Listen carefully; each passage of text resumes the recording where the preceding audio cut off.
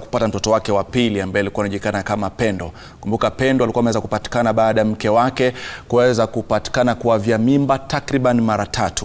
Wakaweza kupata mtoto miezi 6 wameweza kumpata mtoto huyo. Wamefika nyumbani baadaye purukushani baada ya matokeo kuweza kutolewa yakatokea aliyotokea, na mwisho ikabidi Pendo apelekwe katika hospitali ya Aga Khan pale Kisumu tarehe 15 mwezi wa Agosti kabla saa 12 jioni. Bibi Pendo anapoteza maisha yake. Mengi yakaweza kuzungumziwa, lakini ukweli wa mambo na uchunguzi baada ya kufanyika, macho yote yanaelekezwa hapa mahakamani, ambapo tusikie kinachoendelea, manake uamuzi kuhusiana na kisa kile ambacho kilikuwa ni cha utata zaidi na cha uchungu kwa familia unatolewa hivi sasa. The Good Samaritan awaited the return of Mr. Thomas Abanja, perhaps a more sympathetic medical duty at this facility, looked at the baby, pulled the Good Samaritan and Mr. Cheng aside and told them that they couldn't handle this case. He directed them to try the Aga Khan hospital a few kilometers away. The two women set off on foot for the Aga Khan hospital, Kisumu. The Aga Khan hospital, Kisumu, administered first aid and admitted baby Samantha Pendo, but despite the doctors and the hospital's best efforts, she succumbed to a severe head injury caused by a blunt force trauma after staying comatose in the intensive care unit for 3 days. Baby Samantha Pendo was born in February 2017 and was pronounced dead on the 15th of August 2017 at the Aga Khan hospital in Kisumu. She lived a very short life and died a very painful death.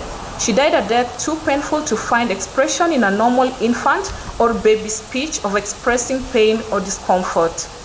Not a shriek or not even a cry, but a cri de corps expressed simply as a sudden tight, tiny taut hand grip of her mother's arms. In baby Pendo's greatest hour of need, there was no ambulance in sight to help her hold on to life, and no National Police Service vehicle to take her to the nearest hospital in the nick of time.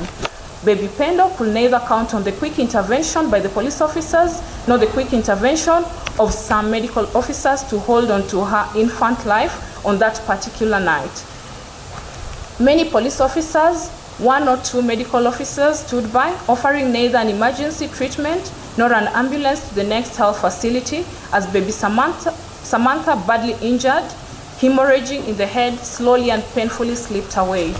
The cruel death of baby Samantha Pendo, therefore, indicts many, some who appeared before this court and others who didn't appear before this court, because a judicial inquiry of this nature, a public inquest, has a narrow remit and must confine itself only to establishing, if any, criminal liability and professional negligence only on the part of the Kenya Police, given the preponderance of the evidence adduced before the court during the inquest.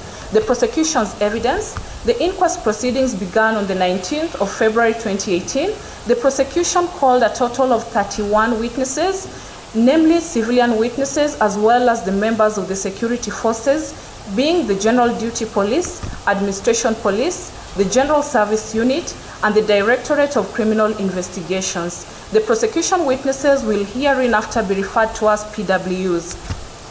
PW1, PW2, and PW3 being the deceased baby's mother, father, and sister respectively, narrated to court what transpired on the night of the 12th of August 2017. Like most families, they had gone about their daily errands and proceeded to sleep on the 11th of August 2017.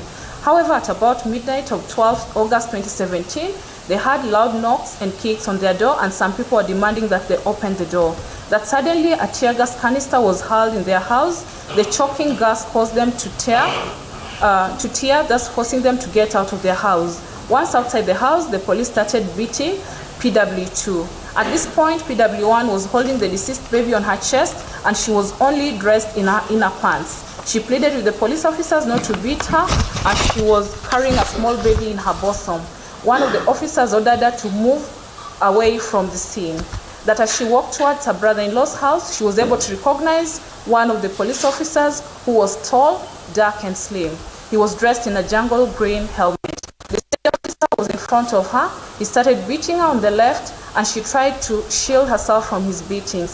PW1 told court that she pleaded with the officer not to beat her because she was carrying a baby, but her pleas fell on deaf ears. The witness told this court that just when she reacted to the beating and turned to look at her attacker, another police officer beat her, and it was at that time when she realized that the police officers had hit the baby. PW1 broke down as she narrated how her deceased baby held her so tight but did not let out a cry. She testified that when she looked at her baby, she was foaming in the mouth and was unresponsive. It was her testimony that she turned her baby and discovered that the police officers had beaten her on the left side of the head, which was swollen. She looked for her husband, PW2, and gave him their deceased baby, and that her husband did what the policeman had asked her to do by administering first aid on the baby, and then he handed over the baby to Mr. Morris Abanja, PW6, and went out in search of her other daughter, PW3, who had also run out of the house and into the night.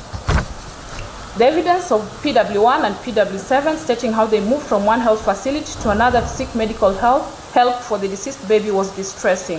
The three witnesses stated that the persons who kicked open their house, hurled tear gas and beat them up were members of the National Security Forces. They formed the opinion due to their mode of dressing and stated to the court that the officers were in full riot gear, being the jungle green jackets, helmets, green trousers, and black boots, and they had rifle guns, tear gas canisters, and batons. The respective testimonies of PW1, PW2, and PW3 evidence was corroborated by other witnesses being PW4, PW5, PW6, PW7, PW8, PW9, PW10, and PW12, who were their neighbors and relatives. The witnesses told court that the presence of security lights in the area enabled them to see the officers' atrocious acts, their way of dressing, and the crowd control weapons they had.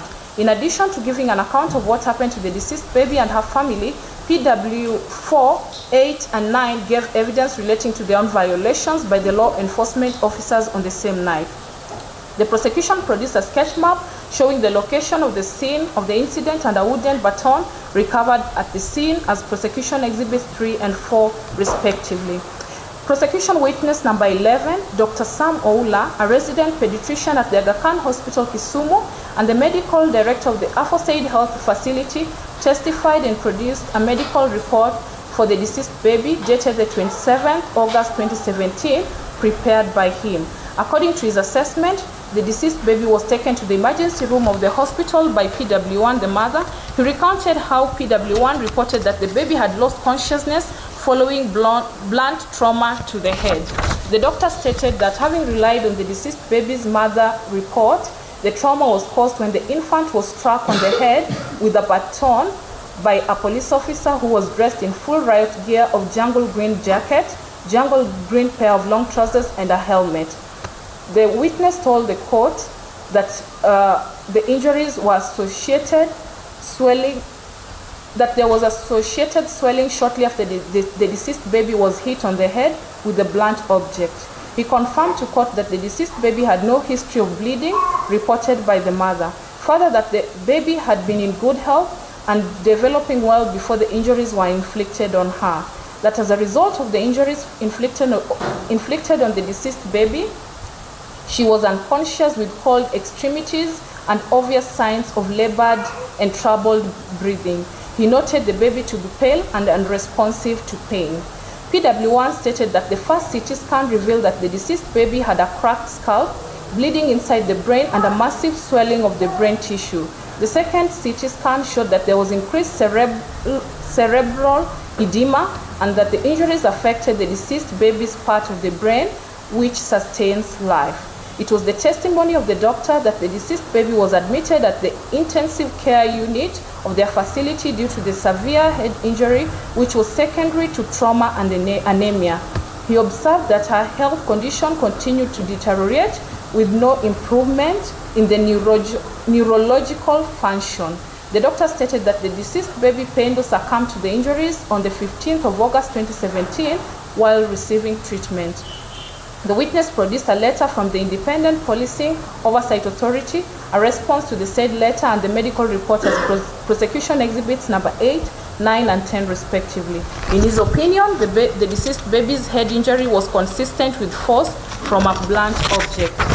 Prosecution witness number 13, Dr. Dickson Mchana Mwaludindi, a government pathologist, testified as follows, that on the 17th of August 2017, he performed an autopsy on the body of the deceased baby Samantha Pendo.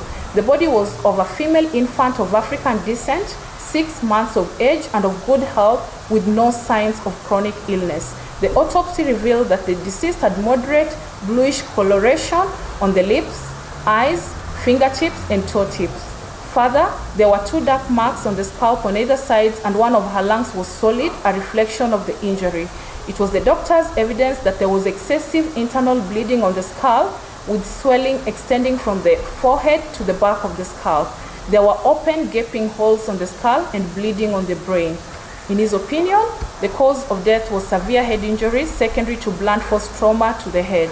During cross-examination of the witness, he confirmed that it was highly likely that a baton, being a blunt object, could have ruptured the deceased baby's brain, thereby causing her the injury secondary to blunt force trauma. The doctor produced the post-mortem report as prosecution exhibit number 11 and the autopsy photos and as prosecution exhibit number 13, part 1 to 12. This is the evidence of the law enforcement officers. There were 20 law enforcement officers who came to testify before this court. The evidence is long, and as such, I will not read. I'll go through the analysis.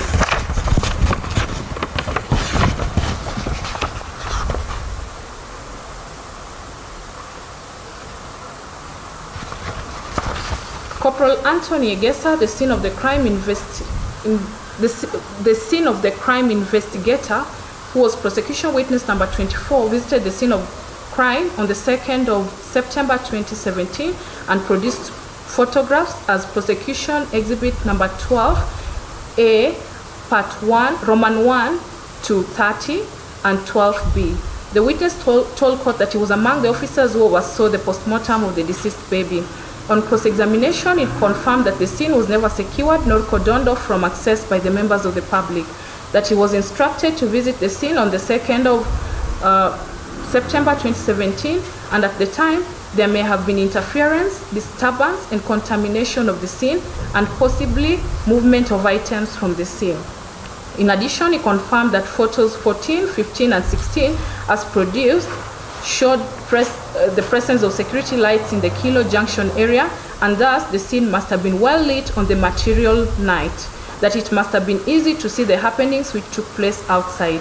He stated that the damage on the door hinges, as evidence in photo number 29, showed that there was force used from the outside, and the stains on the floor were most likely caused by a burnt tear gas canister. Investigating officers from Independent Policing Oversight Authority and Director of Criminal Investigations respectively detailed the processes they undertook in investigating this case. They stated that investigations revealed that the deceased baby died as a result of severe injuries she sustained on her head. They were unable to establish the identity of the officer who hit the deceased and caused her death, as a result which they recommended that the death of the deceased child be disposed by way of public inquest. Having evaluated the totality of the evidence as presented before this court, I find that the following issues fall for determination in this inquest. 1, who had the overall command of the posse of the policemen in Kisumu County on the night of 11th and 12th of August 2017. Secondly, who was the command in charge of the policemen who were deployed in the area known as Kilo Junction in Nyalenda area of Kisumu, the men who were identified under the glare of streetlight by the man of dress, equipment, and a tear gas canister retrieved from Mr. Chieng and Mr. Joseph Abanja, and the Kenya Police Operation Orders as the Kenya Police.